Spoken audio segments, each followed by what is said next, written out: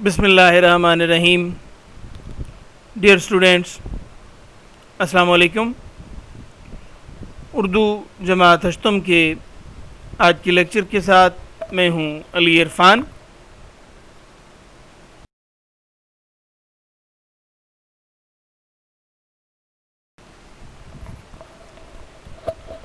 आज के लेक्चर में हमारा टॉपिक है शामिल निसाब चैप्टर तफरीह की अहमियत। गुज़िश्ता लेक्चर में हमने इस चैप्टर की रीडिंग की थी। आज हम इस चैप्टर के मश्की सवालात देखेंगे।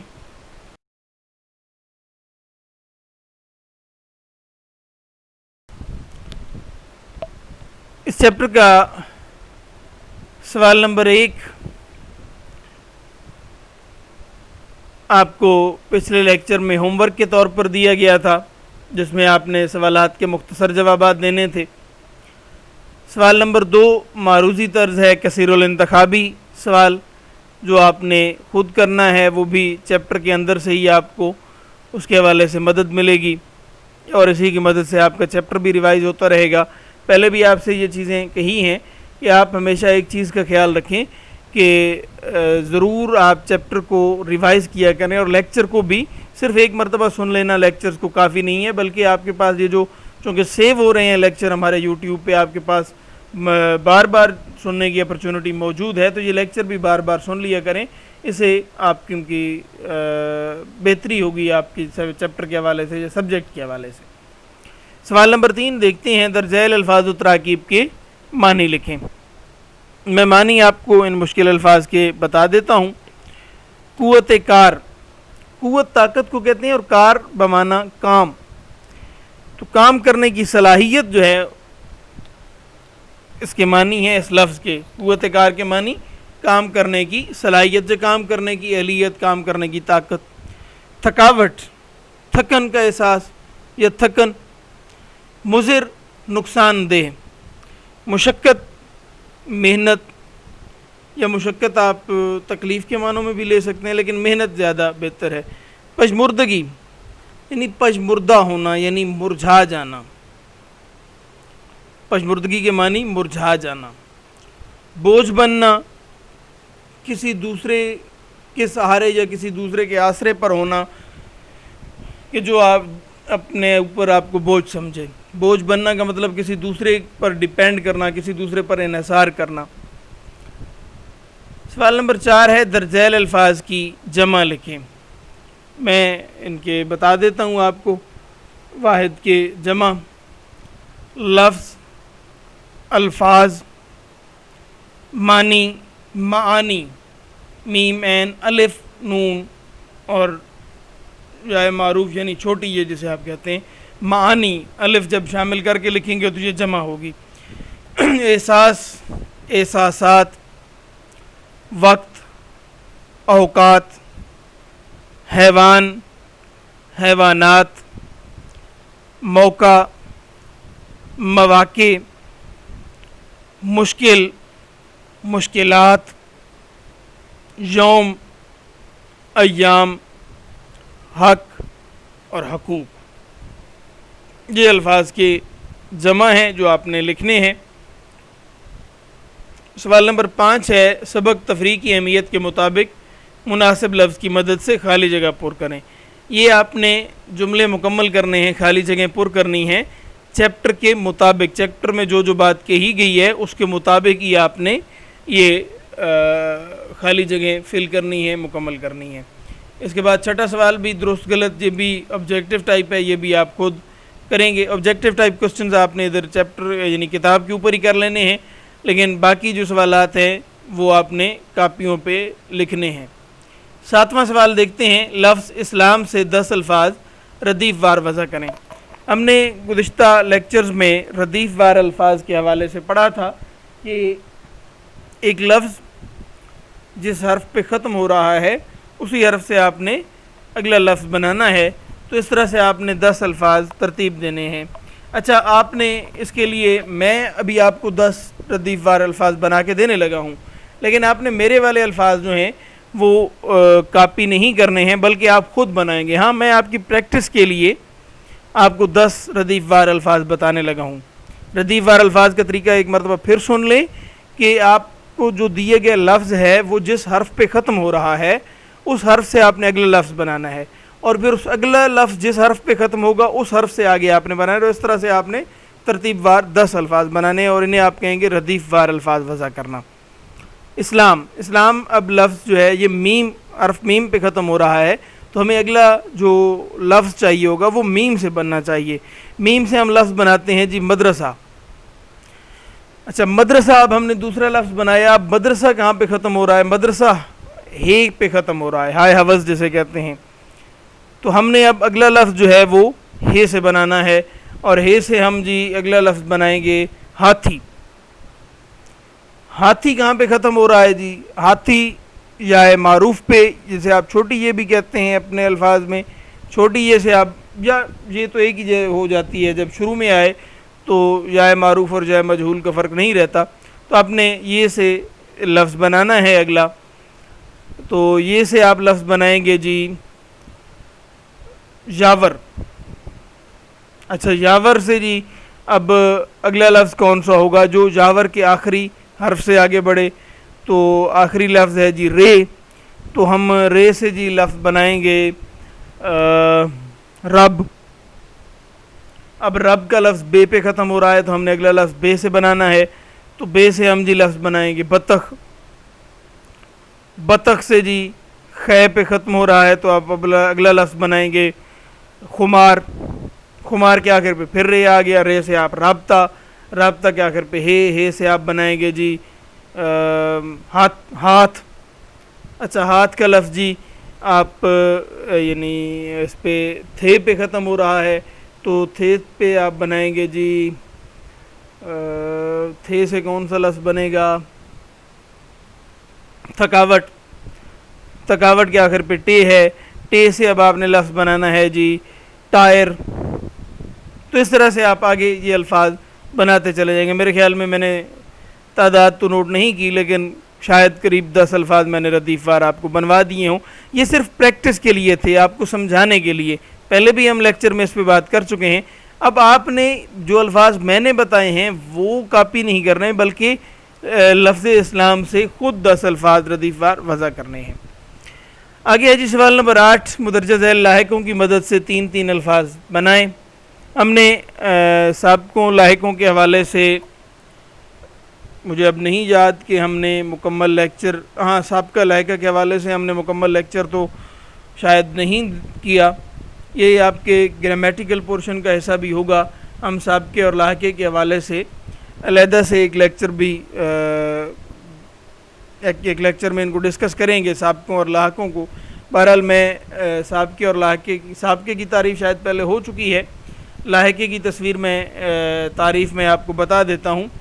لاحقہ وہ حروف ہوتے ہیں کہ جو کسی دوسرے اسم کے آخر میں یا کسی دوسرے لفظ کے آخر میں استعمال ہو کر ایک نیا لفظ بنا دیتے ہیں. تو ہمیں یہاں پہ 4 لاحقے دیے گئے ہیں, بان, فشاں, زاد اور خور. تو ہم نے ان لاحقوں کی مدد سے نئے الفاظ بنانے ہیں. تو بان کی مدد سے میزبان, دربان, نگہبان, شتربان, فیل بان, یہ چند ایک الفاظ ہیں. ہم نے 3 بنانے ہیں, میں زیادہ بتا رہا ہوں, آپ خود کوشش کر کے نئے الفاظ بھی بنا سکتے ہیں. فشاں, آتش فشاں, گل فشاں, ذو فشاں. اس طرح سے آپ مزید اور الفاظ بنا سکتے ہیں. زاد, ہمزاد, خالہ زاد, ماموں زاد, چچا زاد, پھپھو زاد. اولاد جزاد یعنی بیٹے کے معنوں میں چونکہ استعمال ہوتا ہے, تو خالہ زاد خالہ کا بیٹا, ماموں زاد ماموں کا بیٹا یا بیٹی بھی ہو سکتا ہے. اچھا خور, بطور لاحقہ خور کو استعمال کرنا ہے. گوشت خور, سبزی خور, ہمہ خور, آدم خور, اس جیسے مزید آپ الفاظ وضع کر لیں. تو یہاں پہ ہمارے یہ لاحقوں سے بنے ہوئے الفاظ کا سوال جو ہے یہ مکمل ہو جاتا ہے. سرگرمیاں آپ کے لیے جی رکھی گئی ہیں لطیفہ خوانی. جب یہ ظاہر ہے لطیفہ خوانی تب ہوگی جب آپ کلاس میں موجود ہوں گے. چڑیا گھر کی سیر کا پروگرام، یہ اللہ کرے کہ کرونا سے ہمارے ملک کو اور پوری دنیا کو نجات ملے تو پھر کبھی چڑیا گھر کی سیر کا پروگرام بھی بن سکتا ہے.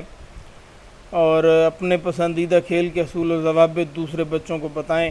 یہ تو اپنے پسندیدہ کھیل کے حوالے سے ایک مضمون آپ کے گزشتہ جو ٹیسٹ ہوا ہے یہ آن لائن ٹیسٹ اس میں بھی شامل تھا. تو یہ سرگرمیاں بعد میں ہوتی رہیں گی.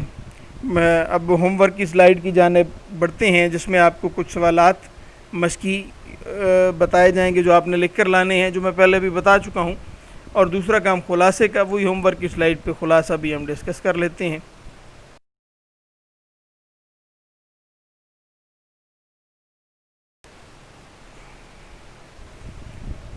جی، ہوم ورک پہلا آپ کا یہ ہے کہ صفحہ نمبر 112 اور 113 پہ جو مشقی سوالات موجود ہیں ان مشقی سوالات میں سے آپ نے سوال نمبر 3، 4، 7 اور 8 ان کے جوابات آپ نے تحریر کرنے ہیں، اپنی کاپیوں پہ لکھ کر لانے ہیں. جبکہ ان کے علاوہ جو سوالات ہیں وہ میں نے ساتھ میں بتا دیے تھے، وہ معروضی طرز کے ہیں. سوال نمبر 2، سوال نمبر 5، 6 یہ معروضی طرز کے سوالات ہیں. یہ آپ نے کتاب کے اوپر ہی لکھ لینے ہیں یا کتاب کے اوپر بھی ان کے نشان لگا لینے ہیں. لیکن کتاب پر آپ نے یہ معروضی طرز کے سوالات بھی حل ضرور کرنے ہیں. چھٹیوں کے بعد جب آپ آئیں گے تو یہ کام بھی چیک کیا جائے گا. دوسرا کام ہے سبق تفریح کی اہمیت کا خلاصہ، اپنے الفاظ میں لکھیں. میں خلاصے کے حوالے سے چند ایک باتیں، اس چیپٹر کے خلاصے کے حوالے سے چند ایک باتیں بتا دیتا ہوں. ویسے یہ خلاصے والا کام چونکہ اب اتنی پریکٹس ہو چکی ہے، ہم تقریباً 10-12 چیپٹر، بلکہ اس سے زیادہ 10-12 نہیں، یہ جو ہمارا چیپٹر ہے تفریح کی اہمیت یہ 18واں چیپٹر ہے. تو گویا ہم پہلے 17 مرتبہ خلاصہ لکھ چکے ہیں 17 چیپٹرز کا، چاہے ان میں نظمیں آئی ہیں یا نثری چیپٹر آئے ہیں. تو آپ کی اچھی خاصی پریکٹس ہو چکی ہے خلاصے کے حوالے سے. میں مختصراً پھر خلاصے کے بارے میں بتا دیتا ہوں، تفریح کی اہمیت کے خلاصے کے بارے میں. لیکن آپ نے میرے الفاظ کو کاپی نہیں کرنا، آپ نے خود سے اب کوشش کرنی ہے اور خلاصہ لکھنا ہے. ویسے بہتر تو یہ تھا کہ میں یہ ہیلپ بھی نہ دیتا، لیکن ابھی میں ہیلپ دے رہا ہوں. نیکسٹ لیکچرز میں خلاصے کے حوالے سے صرف میں سوال دوں گا، ہیلپ زیادہ آپ کو فراہم نہیں کروں گا. تفریح کی اہمیت کے آغاز میں تفریح کے معنی اور مفہوم بتائے گئے ہیں کہ خوشی، راحت کے معنی میں یہ لفظ استعمال ہوتا ہے. انسان کے لیے مسلسل کام کرتے رہنا ممکن نہیں ہے. جب وہ تھک جاتا ہے تو اسے راحت اور مسرت کی ضرورت ہوتی ہے، اسے تفریح کی ضرورت ہوتی ہے. اور اس تفریح کے لیے ایک طالب علم جو سارا ہفتہ کام کرتا رہتا ہے تو وہ بھی کسی تفریحی مقام کی طرف چلا جاتا ہے، جب بہن بھائیوں کے ساتھ وہ تفریح کا سامان مہیا کرتا ہے اپنے لیے. تفریح انسانی زندگی کے لیے بہت ضروری ہے. انسان مسلسل کام کرتے ہوئے جب تھک جاتا ہے تو اسے تفریح کی ضرورت ہوتی ہے. انسان تو ایک طرف، جانور بھی جب مسلسل کام کرتے ہیں اور تھک جاتے ہیں تو انہیں آرام اور تفریح کی ضرورت ہوتی ہے. تو انسان تو جانوروں کی نسبت زیادہ کام کرتا ہے. جانور صرف جسمانی اور بدنی مشقت کرتے ہیں، لیکن انسان جسمانی مشقت کے ساتھ ساتھ ذہنی مشقت بھی کر رہا ہوتا ہے، اس لیے وہ زیادہ تھکتا ہے، اسے زیادہ تفریح کی ضرورت ہوتی ہے. تفریح کے ذرائع یا تفریح کے وسائل ہر انسان کے مختلف ہو سکتے ہیں. ممکن ہے کہ ایک شخص گھومنے پھرنے میں راحت محسوس کرتا ہو، لیکن دوسرا شخص گھومنے پھرنے کی بجائے کھیل کود میں زیادہ خوشی محسوس کرتا ہو. ممکن ہے کہ کوئی اور شخص ایسا ہو کہ جسے گھومنے پھرنے کی بجائے کتابوں کے مطالعے میں زیادہ راحت محسوس ہوتی ہو. کچھ لوگ ایسے ہوں گے کہ جنہیں اپنے بچوں کے ساتھ کھیل کود میں زیادہ خوشی اور راحت میسر ہوتی ہے. تو مختلف لوگوں کو مختلف حوالوں سے خوشی محسوس ہوتی ہے، مختلف کاموں میں خوشی محسوس ہوتی ہے. اس لیے آپ تفریح کے لیے اپنے وسائل یا اپنے ذرائع کے انتخاب کا حق تو رکھتے ہیں، لیکن ایک چیز ذہن نشین رہے کہ جس وسیلے کا بھی آپ، جس کام کا بھی تفریح کے لیے آپ انتخاب کریں وہ صحت بخش ہونا چاہیے اور مفید ہونا چاہیے، اس میں کسی طرح کا بھی نقصان موجود نہ ہو. اور نقصان کے لیے مثالیں دی گئیں کہ آپ گرمی میں اگر کرکٹ کھیلیں گے تو آپ بیمار پڑ جائیں گے، یا آپ سیر و تفریح پہ جاتے ہوئے اخراجات کے لیے قرض لیں گے تو آپ کو بعد میں پریشانی کا سامنا کرنا پڑے گا. اس لیے تفریح کے لیے ان ذرائع کا یا ان وسائل کا انتخاب کریں کہ جو مفید ہوں، جو مثبت ہوں، جو صحت بخش ہوں. یہ میں نے آپ کے سامنے سبق تفریح کی اہمیت کا خلاصہ مختصراً بیان کر دیا ہے، لیکن پھر بتا رہا ہوں آپ نے میرے الفاظ کاپی نہیں کرنے، اپنے طور پہ اس چیپٹر کو 1-2 مرتبہ پڑھیں گے اور اس کی مدد سے آپ نے خود خلاصہ لکھنے کی، اپنے الفاظ میں لکھنے کی کوشش کرنی ہے۔ آپ کے ہوم ورک کے بارے میں آپ کی آگاہی ہو چکی ہے۔ اس کے ساتھ ہی ہمارا آج کا لیکچر اختتام پذیر ہوتا ہے۔